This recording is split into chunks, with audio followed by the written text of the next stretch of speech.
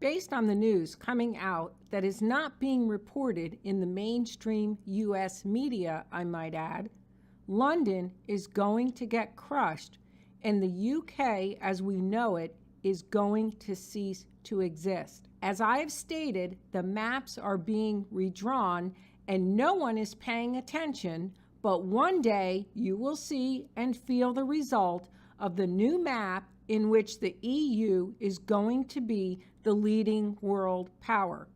According to the New Statesman, the UK is enduring its worst economic growth for 5 years.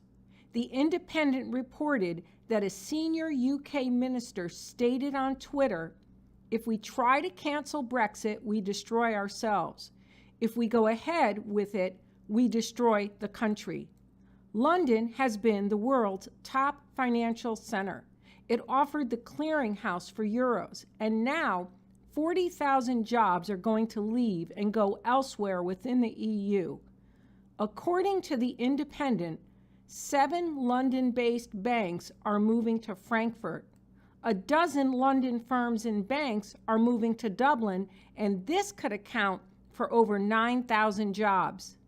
The UK will not be allowed to participate in the common market, but will have to form another association agreement with the European Union to work out trade issues.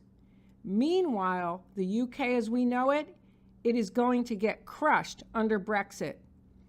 London Bridge is going to be falling down, but not in the way it was anticipated. What does this have to do with end-time Bible prophecy?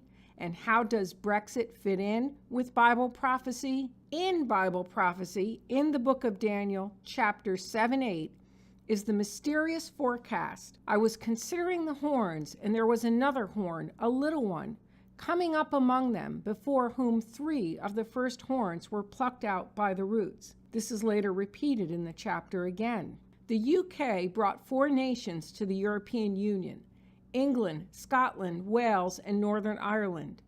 Britain comprises of England, Scotland, and Wales.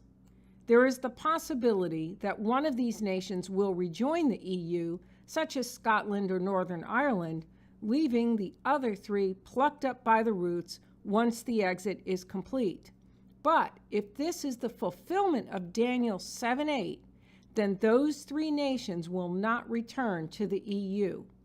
This plucking up by the roots does not leave the impression that this was good for the nations, but rendered them powerless. We see this now coming for Britain, and along with Britain, the other nations that are part of the UK will follow. If this is in fact the fulfillment of this verse, why would God have it here for us? It is a signpost to let us know that the Antichrist is here. The verse talks about the little horn and says that before whom 3 fell. It is also another identifier that this entity is the revived Roman Empire, which will launch the Antichrist. There is also the implication that it is the strength of the empire that crushes these nations. The EU is already so strong economically by its union. That is exactly what is about to crush London. They are about to be plucked up by the roots out of the European Union, the final world empire. And not being part of the European Union is going to render them powerless. The verse does not tell us why they were plucked up by the roots. The answer is, as we are seeing Bible prophecy unfold, is Brexit.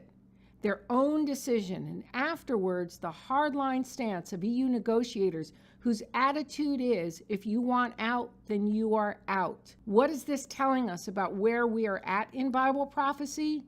It is telling us that we are in the final days leading up to the tribulation, and it is coming sooner than we think. What is also odd is that after Brexit, the EU is going to be in a stronger position, and this was not expected. Brexit had positive effects on the EU moving forward into greater union, and in the vision in Daniel, we get a hint of the revived Roman Empire in its formation. The Bible is incredibly accurate, and Bible prophecy is unfolding, and the time is short. If you do not know Jesus Christ as your personal Savior Now is the time to accept him into your heart.